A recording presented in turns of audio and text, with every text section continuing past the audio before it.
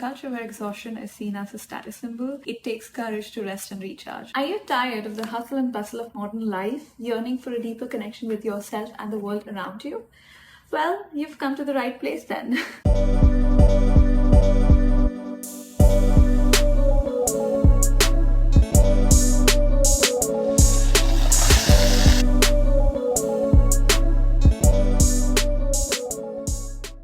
Today, we uncover the incredible benefits of embracing a slower, more intentional lifestyle and how it can lead us to true fulfillment and growth. Welcome to Everyday Magical. This is MT from the Slow Travelers, where we embrace the art of slowing down and savoring little moments. So let me share a little bit around why I started this podcast. I've been having conversations with a number of you on Instagram around themes of becoming more mindful, achieving inner and mental peace, and just the incredible benefits of being close to nature, personal growth, and just healthy habits, right?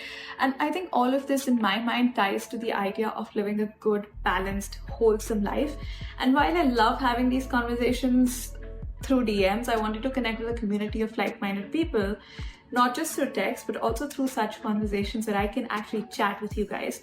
And over the next few episodes, I'd also love to bring some of you guys on the podcast and talk about these themes. So stay tuned. I recently read somewhere that in a culture where exhaustion is seen as a status symbol, it takes courage to rest and recharge. And honestly, I feel like that's so true for our everyday life these days.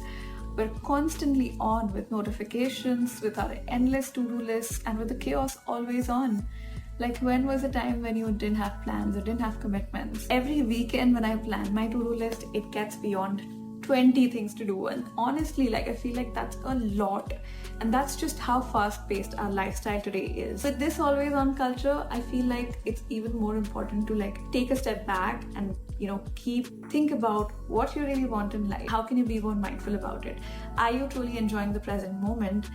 And then go about things. Before we dive any deeper into this topic, I'd love your thoughts and feedback. So let me know in the comments if you're watching this on YouTube or through DMs on Instagram if you like this episode, and also if you'd like me to cover any other topics in the upcoming series.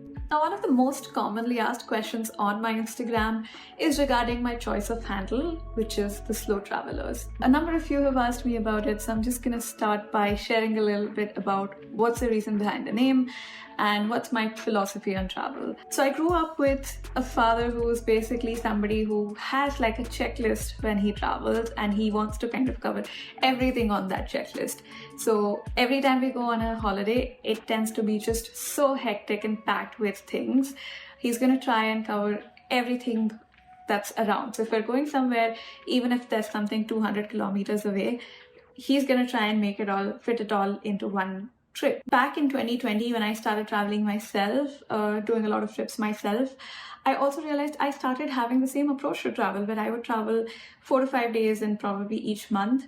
And I started hating that approach to travel. It disrupted my everyday life.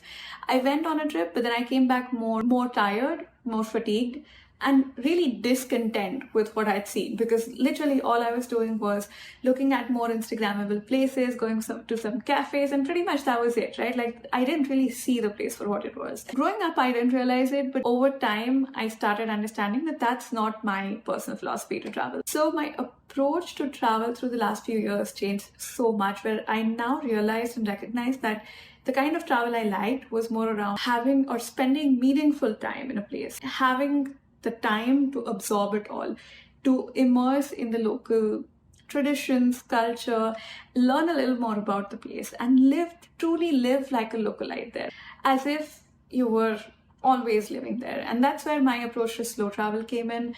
I found this term that kind of described my way of traveling. It has a little bit to do with the slow life mentality as well. And through that, I think I started looking at travel differently, and I think that has paid me dividends over the last few years, where I have been able to truly have such a meaningful approach to travel, and honestly have incredibly priceless memories that I can look back on. Even with the bloggers today, or with the travel approach today, it's more like, let's go to 200 countries or so. I'm happy to do like 20 countries, 30 countries at max in my lifetime, and I want to do those well. So, for example, I spent the last few months, several months actually, living out of the mountains in Himalayas, and now here I am in the world's greatest city, New York City. And to me, I think this is a perfect approach to travel because you get to stay there, you get to experience a place, and you're truly living like a local. It's not about checking everything off of a box, but you know inside that you've lived in that place. Now, I know we've spoken a lot about slow living and mindfulness in general, but how do you actually go about achieving this? And I have a few examples that actually I tried during my stay in the mountains, and I was able to bring forth to the city, and I think they helped me find my inner peace, and I'm going to share those with you. So number one, the first thing that I would recommend you do is no phone or TV during meals. And this one's probably hard to implement, but it's so worthwhile. It's just, honestly, it changed my, meal experience completely, because when you're, distracted during a meal, you don't know the joy of the flavors. You're not realizing what goes into each of these meals and how lucky and blessed we are in just being able to have access to good food and fresh and healthy meals, and being able to like stay away from that all and just be able to relish that food. It has really helped me, understand how much I'm eating, so it was even good for my body because I was able to portion control. But apart from that, it just helped me truly get that appreciation for taste, which honestly, like, I'm a foodie, so I had lost that appreciation in a long time and was only able to bring that back once I stopped clubbing food with, these forms of digital adrenaline. Number two, I think what's really worked for me is being able to bring nature home. And I think you can see in the background by what I mean. Essentially, I've tried various approaches to bring nature home through, through plants, through gardening. I almost every weekend I'm like potting and repotting these and like getting my hands dirty with the earth. And honestly, like, I feel like that's such a good way to stay connected with Mother Earth. One of the other things you can do is go for a walk around. If you have a park close by, if you have lawns around, I think nothing as amazing as that, be it morning, be it evening.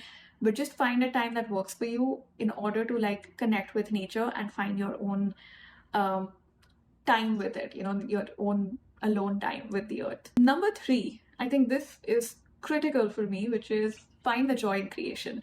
And by creation, I don't mean content creation in this case. I found like a few things that I enjoy creating. I've been, so number one, I brew coffee, and I've been like truly enjoying the whole process. And like when the coffee is almost ready, the smell that it, gives, all of that, that's amazing. Like, it's a whole sensory experience to be able to witness the coffee being made and then actually consuming it. So it's two parts of it, right? Similarly, for me, I think building a meal from scratch, I think there is so much joy in it if only you do it without distractions, if only you're in it for it, right?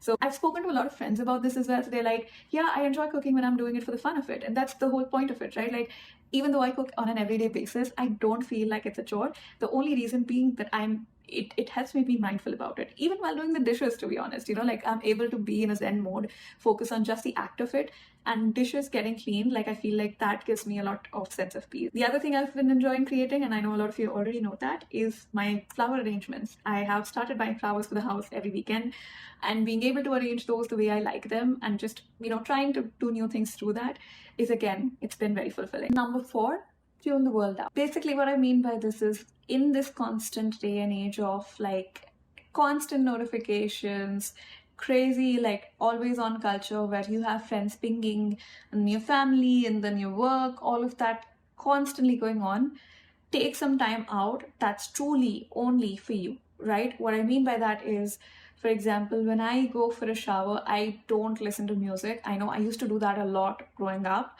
but like, I'd literally just, enjoy the water and tune the world out. I don't allow any other thoughts. Even if thoughts do come, like, brush them aside, but just spend this time to yourself, giving your mind the peace it deserves, right? I've noticed that at times when I've not done this, I've literally found my mind racing at night and found it hard to sleep, because your mind needs that space of nothingness, especially as it's kind of running constantly in this always on culture. So number four, that is give yourself a break, give your mind a break, and take some time to shut the world out and just be with yourself. One of the other ways I did this was like, I used to be in the mountains. I used to literally just look at the mountains and do nothing else. I mean, I would step out for 10 minutes in my balcony, look at the world around me, just take in the sights, take in the sounds, take in the smells, and literally just be, no pressure of doing anything in that moment, no chores, no mobile phone, no TV, nothing.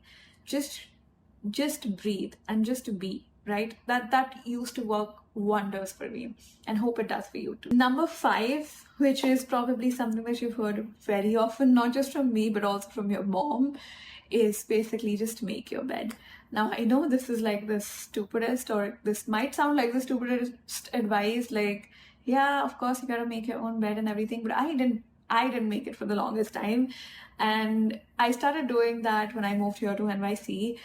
And what, especially as I'm living in a smaller house, what it's done for me is like, it helps me know that my environment is clean and organized, even if it's just the bed. But it's like such a huge, area of my room, and it feels very mentally organized and less chaotic if I have my surroundings, under control.